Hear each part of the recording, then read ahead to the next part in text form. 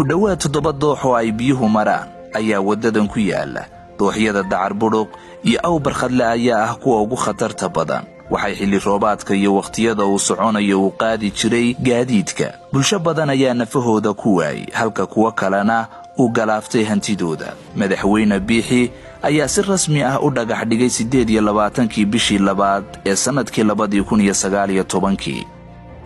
maanta halkan waxay isugu nimid inaynu markhaati ka noqono dhagaxdhigga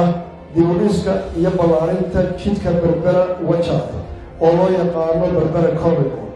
jidkan dhererkiisu wuxuu noqonayaa 250 kiiloomitir kani waa mid ka mid ah dariiqyada halbowlaha ah ee ku yaala jamhuuriyadda waa dariiqa Soomaaliland ku xidha dalka Itoobiya waana jidka u dhaxeeya Berbera iyo Wajaale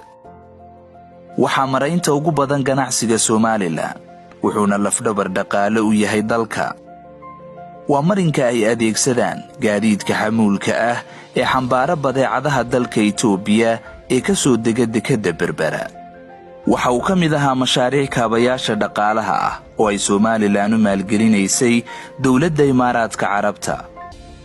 dariiqan oo ku kacay $112 milyan oo dollar dhowr jeer oo hirgelintiisa dib u dhac ku yimi kadib madaxweyne Biixi dhankiisa intii dhismaha wadadu socday waxa uu ahaa mid kormeer iyo korjoogteyn joogto ah ku sameynaya dariiqan muhiimka ah ayna ka goonayd dedejinta iyo dhamaystirka marinka ugu dambeyn Soomaaliland waxay hadda yeelatay waddo casri ah oo la mid ah kuwa caalamka ee nabadgelyada iyo xasiloonida loogu kala goosho intaan ku dhashaan wadanka ku dhalo intaan ku dhaqmaan dhulkani ku koro نبقى ما بحو مدافع كرو